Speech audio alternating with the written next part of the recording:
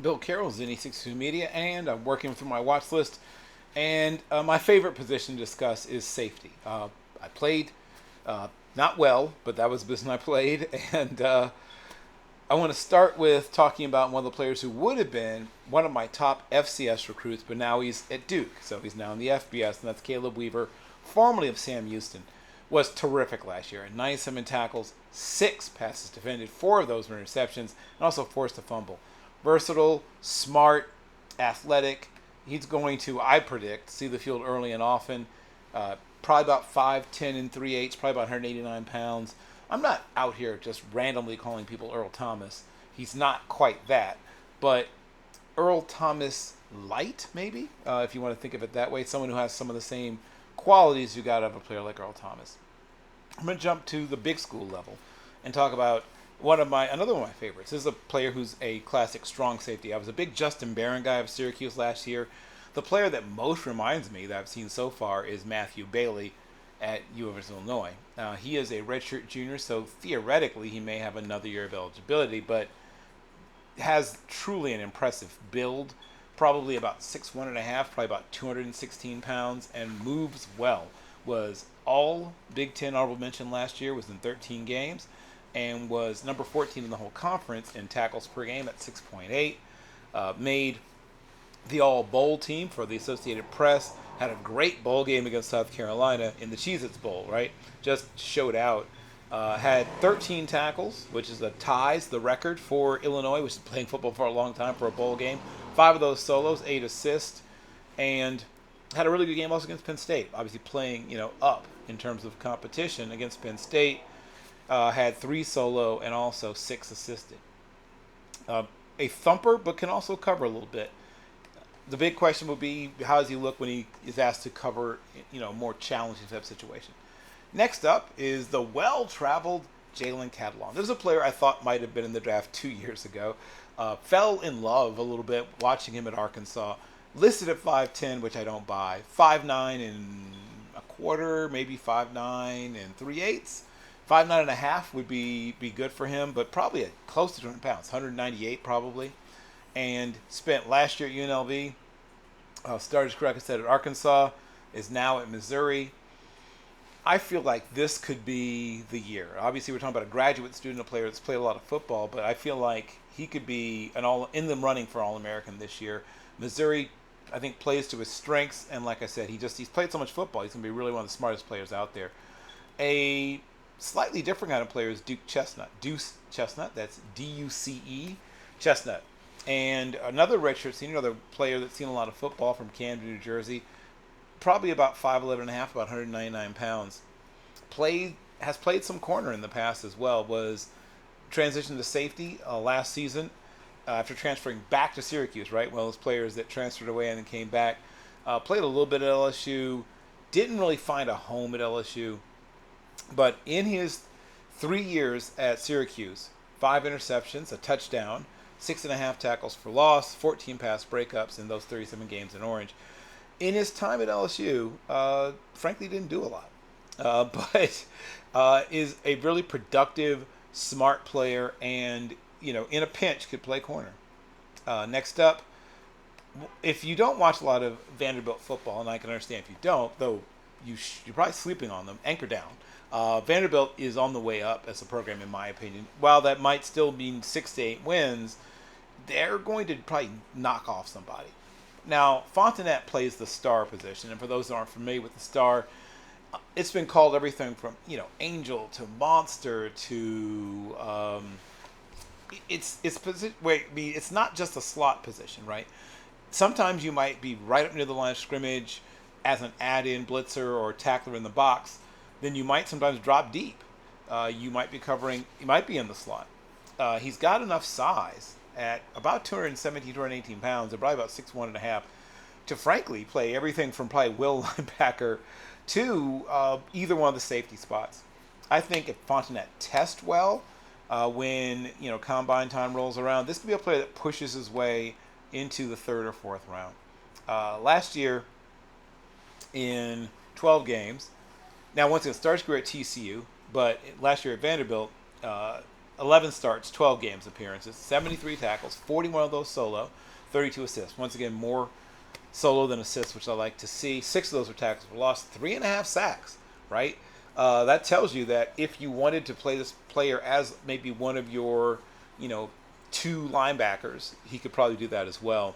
8 passes broken up, 1 interception. So this is a player who I'm a bigger fan than most, I think, of Fontenette, and I think he's on his way to a big year.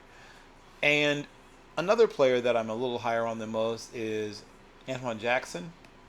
Now, Antoine Jackson plays. I spotted him last year, right?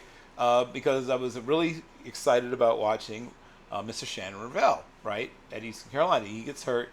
I'm watching East Carolina. I'm still trying to find somebody to watch, and boom, Antoine Jackson hits my screen. Now, he is just a child. I mean, not a child, but I mean, he's young. He's a young player. Just has 1 year under his belt. He's sort of on my watch list really for the year or the year after that. But can play anywhere in the secondary. Comes from Dillard, which is a big-time high school in Lauderhill, Florida. I'm filing him away for future reference. A player who is most likely going to be in this upcoming draft is, in fact, he certainly will be, is Will Lee III, a senior from Texas A&M. Now, this is one of those players that I'm talking about now is sort of underappreciated, or a player that's going to go probably in the 4th round or late 3rd on later. That could change, right? He's at a big-time program. Maybe this year that Texas A&M puts it all together and he gets pushed up. But last year, played corner. Was 11th in the SEC with 10 pass breakups. Was top 5 in the team in tackles, 42 total tackles. Had 39 solo tackles, which is led the team, which is a little concerning, but still led the team. Had a great game against Notre Dame, right? 9 tackles, half a tackle for loss. Had an interception in a game against McNeese State. Just showed up a lot last year. Won the Defensive Skill Award at their team banquet. Was one of the leaders of the defense. Before Texas A&M, was at Iowa Western Community College, which is something of a powerhouse. It certainly has had some good years. Was second team All-Conference last year in the SEC. So, my only question is, what do they think he is? He has shown he can play multiple positions. I think free safety is where he eventually settles in. But if you see him as a corner, there are systems where he could probably do very well as a corner. Once again, had big games. I mentioned Notre Dame. Also had a really good game against Missouri State. Showed up again against Texas, right? I'll pick on the Texas game before I move on. So throw on the tape of the Texas game if you get a chance. Had 7 total tackles. 6 of them were solo. Once again, I love that ratio. Can play man, can play zone, and recovered a fumble. Or did he force a fumble? I think he recovered it. I think he recovered a fumble. Don't quote me. But I know he forced a fumble. He's forced at least 2 fumbles, I believe, last year. And I think one of them was the Texas game. But he is around the ball for a guy that might end up playing corner. I'm going to jump on King Mac for just a second. St. Thomas Aquinas High School. Finds his way to Penn State. A little, quote-unquote, undersized. Didn't do a lot as a true freshman. Showed up really last year, but was mostly a special teams player prior to that. And once again, we're talking about a player who might be 5'10", could potentially be a little bit under, but it has a solid build. Probably going to check in at maybe just under 190 pounds. So, showed me enough at least, that I have him on the watch list in 13 games. So he had no starts last year. Did have 14 tackles, 7 solos, 7 assists. And once again, a player that has shown in the past that he could play corner. Started his career, has played also at Alabama before coming to Penn State. At Penn State, I think he'll end up seeing more usage. And I've got to get an FCS guy here into this list. This is a player that has a chance of being drafted, partially, once again, because of that frame. Probably a shade over 200, maybe 201, 202 pounds, probably about 6'1.5". And transfer from Morehead State. So Matthew McClellan starts career at Morehead State, now is a Saluki. And I think is going to be probably one of the best players in the Missouri Valley Conference, which is probably the best conference in all of FCS. in those 3 seasons at Morehead State, including year where he redshirted, so didn't do anything. But last year was All Pioneer Football League first team, led the conference in tackles with 109. Now, it's a little concerning if a safety has that many tackles. Also led the team in interceptions, so let you know this is not just a box person. This is a player who can play all over the field.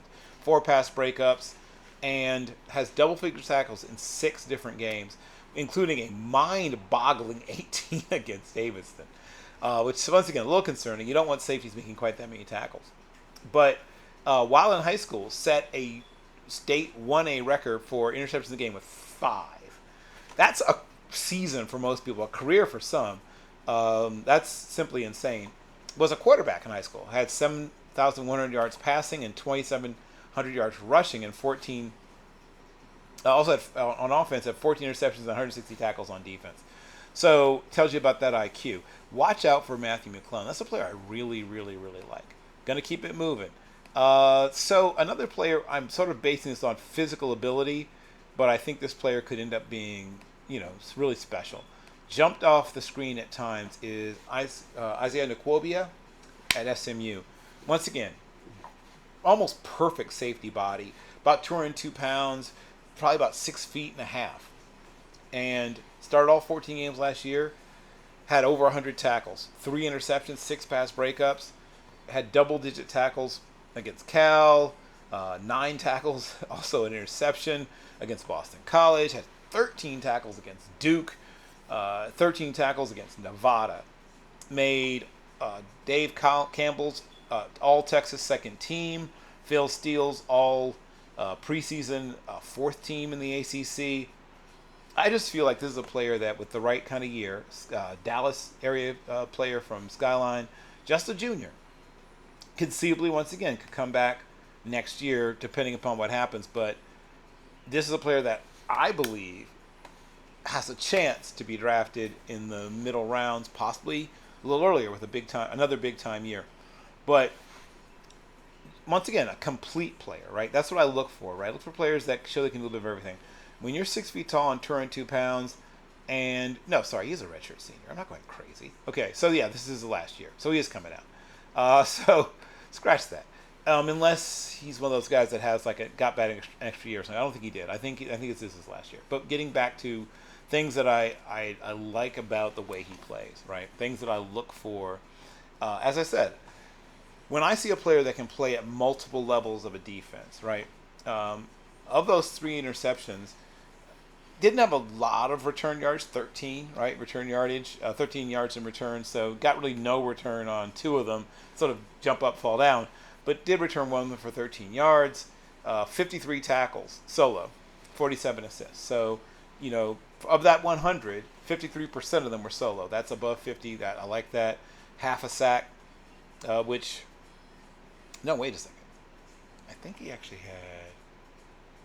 Yeah, 3.5 tackles for loss, right? Yeah, exactly.